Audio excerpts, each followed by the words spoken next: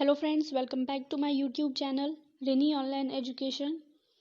Friends, आज के video में हम पढ़ेंगे regulating act of 1773। Friends, video start करने से पहले मैं कहना चाहती हूँ कि अगर आपने अभी तक मेरे चैनल को सब्सक्राइब नहीं किया तो प्लीज़ मेरे चैनल को सब्सक्राइब कर दीजिए। और अगर ये वीडियो आपको अच्छा लगे तो वीडियो को लाइक ज़रूर कीजिएगा और वीडियो को शेयर ज़रूर कीजिएगा। और ये वीडियो कैसा लगा कमेंट करके ज़रूर बताइएगा।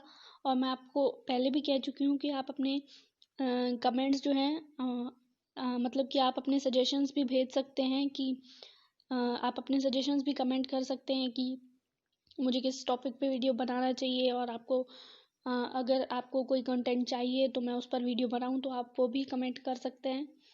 तो फ्रेंड्स, स्टार्ट करते हैं आज का video.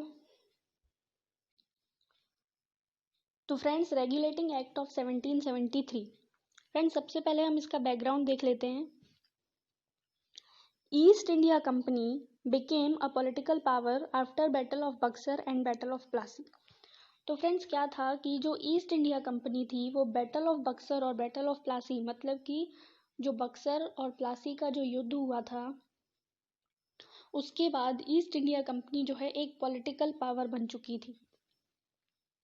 Not only East India Company but British government was also taking advantage of it because British government itself gave the monopoly to East India Company to trade in India and Eastern countries। तो friends, जब east India company एक political power बन ही चुकी थी तो इसका advantage मतलब इसका फ़ायदा जो था वो सिर्फ ईस्ट इंडिया कंपनी ही नहीं ले रही थी, वो ब्रिटिश गवर्नमेंट भी ले रही थी। क्योंकि जो ब्रिटिश गवर्नमेंट थी उसी ने ईस्ट इंडिया कंपनी को ये मोनोपोली दी थी। मोनोपोली मीन्स एकाधिकार की ये मोनोपोली दी थी कि वो इंडिया में और ईस्टर्न कंट्रीज़ में ट्रेड कर सकती है ईस्ट इंडिया कंपनी। और no British company was allowed to trade on these places. तो फ्रेंड्स, जहाँ पे ईस्ट इंडिया कंपनी ट्रेड कर रही थी, मतलब जहाँ पे ईस्ट इंडिया कंपनी अपना व्यापार कर रही थी, वहाँ पे कोई भी ब्रिटिश कंपनी व्यापार नहीं कर सकती थी। ब्रिटिश गवर्नमेंट ने सिर्फ ईस्ट इंडिया कंपनी को ये मोनोपोली दी थी, ये अधिकार दिया था कि वो उन जगहों पर ट्रेड करेंगे और कोई भी और ब्रिटिश कंपनी जो है वहाँ पर ट्रेड मतलब वहाँ पर व्यापार नहीं कर सकती। East India Company used to pay 4 lakh British pounds to government every year. तो फ्रेंड्स, होता क्या था कि जो ईस्ट इंडिया कंपनी थी, क्योंकि ब्रिटिश गवर्नमेंट ने ईस्ट इंडिया कंपनी को ये मोनोपोली दी थी, ट्रेड करने की मोनोपोली इंडिया और ईस्टर्न कंट्रीज़ में, तो ईस्ट इंडिया कंपनी जो है 4 लाख ब्रिटिश पाउंड्स जो है हर साल ब्रिटिश गवर्नमेंट को देती थी। लेकिन 1768 के बाद ईस्ट इंडिया कंपनी की जो फाइनेंशियल कंडीशन थी वो ख़राब हो गई। But after 1768 financial condition of east India company deteriorated and East India Company stopped giving money to government। तो ईस्ट इंडिया कंपनी ने क्या किया कि जब उनकी फाइनेंशियल कंडीशन बिल्कुल ख़राब हो गई तो उन्होंने ब्रिटिश गवर्नमेंट को पैसे देना बंद कर दिया। और 1772 में ईस्ट इंडिया कंपनी ने 1 लाख पाउंड्स का जो है लोन मांगा ब्रिटिश गवर्नमेंट से। British government was not able to see such a good company into this condition, so government decided to revive East India Company with the help of Regulating Act। तो जब east India Company ने loan मांगा 1 lakh pound का British government से, तो British government जो थी वो अपनी इतनी अच्छी कंपनी को ऐसी कंडीशन में देख नहीं पा रही थी। तो ब्रिटिश गवर्नमेंट ने क्या सोचा कि वो ईस्ट इंडिया कंपनी को फिर से रिवाइव करेंगे with the help of regulating act. Friends, revive करने का मतलब होता है पुनर्जीवित करना, फिर से जीवित करेंगे वो अपनी ईस्ट इंडिया कंपनी को। तो इसीलिए ब्रिटिश गवर्नमेंट ने जो है रेगुलेटिंग एक्ट ऑफ 1773 पास किया था। तो फ्रेंड्स, ये था इसका background.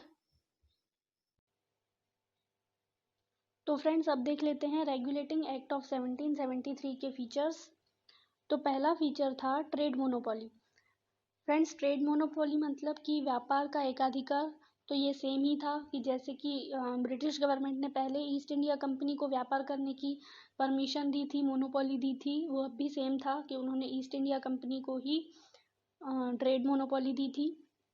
Second, control of company. Company का कंट्रोल किसके पास था? तो कोर्ट ऑफ डायरेक्टर्स जो थे, जिनकी संख्या 24 थी, वो कमर्शियल और पॉलिटिकल अफेयर्स देखते थे ईस्ट इंडिया कंपनी के। फ्रेंड्स तीसरा एडमिनिस्ट्रेशन। फ्रेंड्स एडमिनिस्ट्रेशन में 4 पॉइंट्स हैं, जैसे कि फ्रेंड्स ईस्ट इंडिया कंपनी ने इंडिया में 3 मेन प्रेसिडेंसीज बनाई थी, Bengal presidency, Madras presidency and Bombay presidency, और इन तीनों प्रेसिडेंसीज का अपना अपना एक गवर्नर था। तो फ्रेंड्स रेगुलेटिंग एक्ट में क्या हुआ, रेगुलेटिंग एक्ट में बंगाल का जो गवर्नर था उसे गवर्नर जनरल ऑफ बंगाल बना दिया गया। Governor of Bengal became governor general of Bengal and he has to report to the court of directors. तो बंगाल का जो गवर्नर था उसे गवर्नर जनरल ऑफ बंगाल बना दिया गया और उसे कोर्ट ऑफ डायरेक्टर्स को रिपोर्ट करना पड़ता था, जो कि मैंने बताया कि जिसकी संख्या 24 थी कोर्ट ऑफ डायरेक्टर्स की। और जो गवर्नर ऑफ बॉम्बे और मद्रास थे, जो कि मद्रास और बॉम्बे प्रेसिडेंसी के जो गवर्नर थे, उन्हें रिपोर्ट करना पड़ता था गवर्नर जनरल ऑफ बंगाल को। Friends dual form of administration was stopped in Bengal. तो जो दोहरा सिस्टम चल रहा था, दोहरा एडमिनिस्ट्रेशन का जो सिस्टम चल रहा था बंगाल में, वो बंद हो गया रेगुलेटिंग एक्ट के तहत, वो बंद हो गया। फ्रेंड्स अगर आप चाहते हैं कि ड्यूअल फॉर्म ऑफ एडमिनिस्ट्रेशन पर मैं एक वीडियो बनाऊं तो मैं अलग से एक वीडियो बना दूंगी और उसमें आपको बताऊंगी कि ड्यूअल फॉर्म ऑफ एडमिनिस्ट्रेशन क्या है। Executive council of 4 members was formed. Friends her presidency के लिए एग्जीक्यूटिव काउंसिल बनाया गया, जिनकी संख्या होती थी 4 मेंबर्स का एग्जीक्यूटिव काउंसिल होता था। गवर्नर जनरल के लिए भी होता था और जो बंगाल और जो बॉम्बे और मद्रास प्रेसिडेंसी के जो गवर्नर थे उनके लिए भी ये एग्जीक्यूटिव काउंसिल बनाया गया। फ्रेंड्स 4 रेवेन्यू, मतलब कि ईस्ट इंडिया कंपनी की जो है कमाई कहाँ से होती थी, तो ट्रेड से होती थी, मतलब व्यापार से, जो वो व्यापार करते ही थे, ट्रेड मोनोपोली थी उनके पास। फिर टैक्स कलेक्शन, टैक्स कलेक्शन मतलब कि जिन जगहों पर वो व्यापार करते थे, मतलब जिन जगहों पर ईस्ट इंडिया कंपनी व्यापार करती थी वो वहाँ से टैक्स कलेक्ट करते थे। And salt tax, salt tax सुनकर आपको लग रहा होगा कि ये सॉल्ट टैक्स क्या है। तो फ्रेंड्स सॉल्ट टैक्स वही है जिसके लिए गांधी जी ने दांडी मार्च किया था।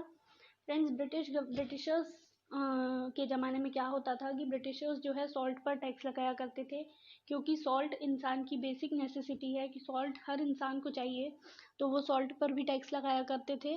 तो ये वही टैक्स है कि salt tax. East India company salt tax भी कलेक्ट करती थी लोगों से, तो ये भी उनके रेवेन्यू का एक सोर्स था। फ्रेंड्स इस regulating system of regulating act of 1773 के ड्रॉबैक्स क्या थे, तो ड्रॉबैक्स, पहला ड्रॉबैक था कि governor general had limited powers because decisions were made on the basis of majority decision of council. तो फ्रेंड्स होता क्या था कि मैंने आपको पहले ही बताया कि एग्जीक्यूटिव काउंसिल बनाया गया था हर प्रेसिडेंसी के लिए 4 मेंबर्स का। तो इसकी वजह से गवर्नर जनरल की जो पावर्स थी वो लिमिटेड हो गई थी, क्योंकि डिसीजंस जो लिए जाते थे वो एग्जीक्यूटिव काउंसिल और गवर्नर जनरल के मेजॉरिटी वोट्स पर लिए जाते थे। तो अगर एग्जीक्यूटिव काउंसिल के मेंबर्स थे 4, तो अगर उनमें से किसी 3 मेंबर्स ने भी किसी लॉ को पास करने में वोट कर दिया तो गवर्नर जनरल की पावर जो है बिल्कुल ख़त्म हो जाती थी। गवर्नर जनरल वहाँ कुछ नहीं कर सकता था। मेजॉरिटी वोट्स अगर उस एक्ट को पास करने में होते थे तो वो एक्ट पास करना पड़ता था। तो इस वजह से गवर्नर जनरल की जो पावर्स थी वो लिमिटेड थी। Second, it was also not clear that on which matters governor of Bombay and Madras have to take the permission of governor general of Bengal। तो ये भी क्लियर नहीं था इस एक्ट में कि जो बॉम्बे और मद्रास प्रेसिडेंसीज के जो गवर्नर हैं उन्हें किन मैटर्स पर गवर्नर जनरल ऑफ बंगाल की परमिशन लेनी है, तो ये क्लियर नहीं था रेगुलेटिंग एक्ट में, तो ये भी इसका एक ड्रॉबैक था। तो फ्रेंड्स आई होप आपको रेगुलेटिंग एक्ट ऑफ 1773 क्लियर हो गया होगा। Friends thank you for watching this video, और ऐसे ही और वीडियोस के लिए प्लीज़ मेरे चैनल को सब्सक्राइब कीजिए। वहाँ पर आपको हिस्ट्री के और भी वीडियोस मिल जाएंगे जो आपके बहुत काम आएंगे आपके कॉम्पिटिटिव एग्जाम्स में या फिर आपके स्कूल और या कॉलेज एग्जाम्स में।